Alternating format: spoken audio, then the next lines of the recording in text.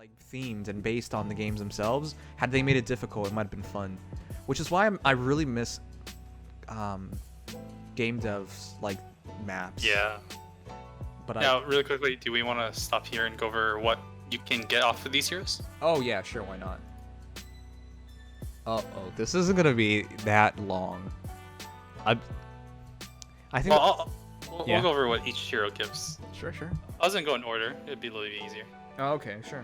So, Oliver comes with Shine Plus. No. Yes, No. Shine Plus. Who cares about do you want Shine? me just to say the most noticeable stuff he has? Yeah, sure. Okay, so Mere Strike 2 at 4-star. Yeah, so that's about all you want from Oliver. He is not very good. You only make him if you believe and love the memes, because as a blue mage, you just have much better options available free to play. I mean, he is free to play, but like you can just pull like Mei, for example. Her weapon refinery isn't out yet, but I'm going to guarantee at this point she's going to be much better than Oliver. To be honest, as she is right now, I already believe she's better than Oliver, so he's more for the memes. Now with Leon, what you get off of him for 4-star is Drive Res 2, Which so is pretty on worthless. Soleil. Yep. He also has Attack Res 2 at 5-star if you really want that. Which isn't ideal. Leon's task in this game before, once upon a time, was to kill archers, which he doesn't do anymore because there's colored archers, because those colored archers bypasses his enhanced Raven Tome, enhanced in terms of damage. So yeah, it's kind of difficult. He's not exceptionally skilled at that. His defense isn't very high. So yeah, he had a role before. He could deal with Brave Linds and whatnot, but not anymore. It's unfortunate. Next is Takumi, who we all know at 4-star has Fury 3. If you guys also at yeah. 5-star has Speed Smoke 3. Yes. So Takumi is actually one of the better heroes available here. If you guys haven't watched this Ether Raid battle I had against this Takumi duel, it was this Takumi and the normal Takumi. It was actually a really threatening team. This could make very interesting battles occur, because Scatty's ability to do 10 damage and panic play, I believe, is just insane. It really messes up people. So what Scatty does, it's 14 might, it's effective against flying foes, of course, grants P+3, and at the start of turn 3, deals 10 damage to foes within 3 columns centered on unit, and converts bonuses on those foes into penalties through their next actions. If you time this with your lightning bolt tower, or your bolt tower, and you have multiple Takumis, then you can actually just drop everyone to 1 HP, and all you have to do is just kill the rest with like a close counter Takumi. So there's very interesting things you can do with him, but outside of that, he is just Fury fodder and Speed Smoke fodder. For Silas, he has Speed Ploy 3 at 4-star. Yeah, and Silas is another one of those characters that I can't really suggest people use unless you really like him, because he's kind of mediocre. His stat spread is 33 attack, 30 speed, 18 defense, 34 res. Again, just like Oliver, I would suggest you just use Mei instead if you plan on using him. He does have one of the coolest looking tomes in the game, with War God's tome. It's a giant laser beam, but it's Solar Beam. But in terms of tome's ability, it's just 14 might, and at start of turn inflicts attack res -4 on foes in cardinal direction. So he basically just ploys a bit, and that's it. It's not much of anything. Okay, so for Kana actually has a few noticeable things. At 4-star, Fortified Dragons is available to you. But if you 5-star Kana, you could also get Brazen Defense Res 3, or you could get Water Breath, which, if foe initiates combat, grants you Defense Res +4 during combat. Oh, and Chad, don't get me wrong. I'm not saying Mei is better than these characters definitely yet, because we don't know her tome. But as is, she's very comparable, and she should be better. Is what it comes down to. She also comes with Desperation and Drawback. So she's pretty easy to build, and she'll have her own unique tome too. And of course, as a 3 and 4-star, you can merge her up. I'm just saying, if you wanted a pretty high res hero with defensive abilities and generally available, it's her. Which is what Oliver and Size were basically. But yeah, Kana.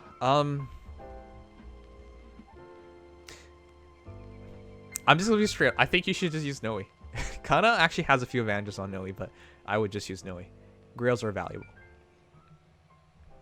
Alright, with Julius, at 4-star, he has Attack Ploy 3. Yeah. Julius is one of those interesting characters in the game that I don't think ever realized their I've only seen one person really use him well. Keep in mind, guys, this is what his home does. Loptis grants res +3, and skills with effective against dragons are effective against unit. He counts as a dragon hero, essentially. If foe has no skills with effective against dragons, inflicts attack -6 on foe during combat.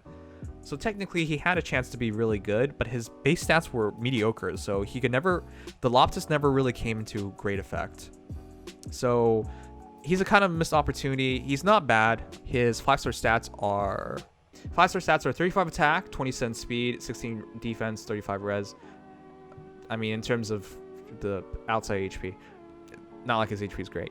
He's basically like Oliver, like Sias, except he's red. And yeah. Alright, next is Linus, who at 4-star has drive defense 2, but most noticeably has at 5-star attack speed, or brazen attack speed 3. Yep.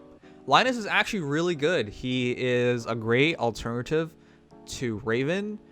Unlike Raven, he has more defensive bulk, and Raven is just absurdly fast. But if you max out Linus, which we've seen, he's actually a really solid hero. His stats are 42 HP, 37 attack, 33 speed, 32 defense, 19 res. He has the Basilisk, or Basilisk Host, I don't know how people say it. The special refine, of course, is attack speed +5, defense res -5, has also a special cooldown trigger. So it's basically life and death in a Basilisk. So he's really good. A lot of interesting builds available for him as well. So he's one of the heroes you might want to use, but chances are you can fodder him off for the brazen attack speeds.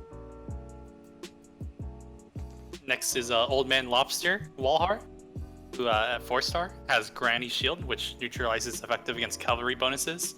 But he also has shield defense 3 at 5-star. Yeah, Walhart's actually really interesting as well. He's another hero I say you might want to give a chance on, because his special weapons Wolfberg, defense +3, and if number of foes within 2 spaces is greater than allies within 2 spaces, grants attack speed, defense res +4.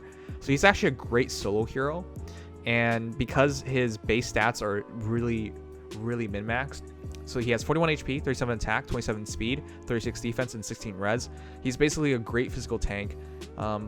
You don't have to use Walhart, because you can do a very similar thing with Frederick.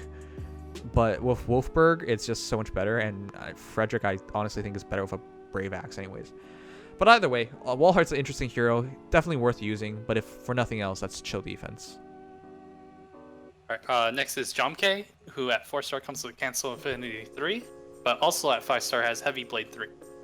Yeah, if you guys are paying attention to like advice in terms of characters to use your grails on, Jamke's among one of the highest ones there. I believe he's within the top 3 of color suggestions now. The color suggestion is of course Kranya, the other one was Spring Camilla, and of course Jamke. So those are your color suggestions in terms of heroes you should spend your grails on. But the reason why he was so impressive is because he has among the highest attack king archers in the game, behind Alm, I believe, at 36 attack base. And of course, the rest of his stats are really solid too. So in all, it's 38 HP, 36 attack, 32 speed, 29 defense, 17 res. So he's another solid hero all around. And if you make it into +10, he's really solid. But I don't really suggest him anymore because I just think Kranya is so much better. Daggers just have a natural debuffing ability to them, and Kranya's dagger is also Vantage, so she's crazy good. Either way, he comes with Sling Bow and Heavy Blade 3, so there is some level of fodder there, but you know, you can get Sling Bow from other characters, and Heavy Blade 3 in your A slot's not really that useful. But if you want to make him as an archer, maxing out an archer, he's a decent option. I use Leon. Leon's also an option.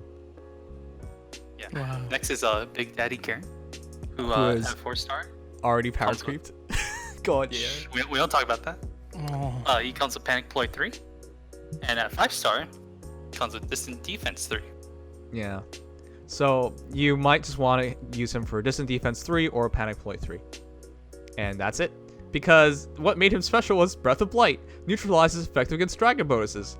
And then it had a very weird ability that no one can properly use. At start of turn 4, deals 10 damage to foes within 3 spaces. You heard that right, within 3 spaces. And restores HP to unit equals number of foes within 3 spaces. Times 5. If foes range equals 2, he had such a weird breath that most people were like, okay, we'll just use that neutralize effective against dragons bonus part, like neutralize the effective against dragons bonus part. But we just got Sothis, and she's 100,000% better. So, moving on. All right, next is Aversa, who is one of the top tiers for ether rates. At 4-star, she comes with odd res wave 3, and at 5-star, if you are a crazy person, she has HP speed plus or HP speed 2. Yeah. My suggestion is everyone make Aversa. She will make your life so much easier in an ether raid. For me, who already has a plus 10 Aversa, this will be another Aversa that I will 5-star. Why? I want another Aversa for both seasons. So I want her on my light seasons and my astral seasons. What makes her really special is Aversa's Knight, which is res plus 3, 14 might, and it's basically panic ploy and a base debuff of -3 on all stats. So she's really, really good for neutralizing teams that buff themselves. And because if you run her in light season, you'll have air giving her 5 extra HP, and if you run her astral season, you'll have hopefully Naga giving her extra HP. Then she works so much better because Aversa's Knight needs you have 3 more HP than your opponents. So yeah, great hero. That unfortunately some people killed for odd res wave. But go on. Our last hero is Garnett, who at 4-star comes with Mirror Strike, or Mirror Stance, my bad. Mirror Stance 2, and at 5-star comes with Chill Attack 3. Yep. Technically, he's not a bad hero, but his tome is one of the weirdest things too. I'm Hulu, grants res plus 3. At start turn 3, deals 5 damage to non-magic foes within 5 columns centered on unit, and inflicts status on those foes, preventing counterattacks through their next actions. I think at one point, like, developers at Feh were like, let's make these heroes unique. And then they put like these moves that have like 3 conditions that only work 1 time. And they gave these characters terrible stat spreads anyways, so honestly, he's Mirror Stance 2 and Chill Attack 3. He's fodder. Oh, and by the way, as a mage, he's actually his special is Ignis. This guy makes no sense. Anyways, those are your new GHP revival heroes. The reason why we listed all of them is because you'll get a 4-star for every one of these you clear. Well, there'll be different requirements to clear, but you'll get a 4-star version of these characters. So in a lot of cases, since you guys already got them earlier, these are going to act as fodder or merges, but most likely fodder. So of everyone here, I think the most valuable characters in my eyes, Takumi, because potential ether raids and fury fodder, Linus, that is Linus. Oh, that's Linus. I don't even know why I get those two mixed up. He's basically like Raven, but he's brazen attack speed fodder as well, and then it's Aversa. I guess other people can argue Jamke is pretty good. Walhart's pretty good and all that stuff. Like it's true, they're all pretty good. But of all the characters here, the only characters I would consider like actually using in battle is basically just Aversa. I guess Jamke and Takumi a bit, but mostly just Aversa. I don't think it's going to be different for you guys. No, it's basically the same. I do use Kana and Walhart a lot. But I just put a Swordbreaker on Kana, and Kana does the job. And then Walhart, just throw him with the Cav team and then make him go solo. Oh, I just remembered, in terms of difficulty of maps, most difficult map here, by far, easily, is Takumi. Yeah. The Betrayal map. Aversa also has a pretty difficult one. Well, Aversa does have a pretty difficult one, but most people just use archers and they'll break through it. But yeah, Aversa's you can't leave any heroes next to each other or they'll all get debuffed. So that messes some people up. But no, that Takumi map is insane how difficult it could be. It's the most fun I ever had It's out of all of them. It took me 27 minutes to clear it that one time, and it was so much fun. It's actually one of the best PvE contents we got. Yes. What makes this so special is because you fight 3 Takumis at once. Other GHPs, you only fight 1 copy of that GHP hero. You fight 3 Takumis. And because of how scatty works, it's so difficult. I loved it. It's a great battle. That one I suggest you guys try on the highest difficulty.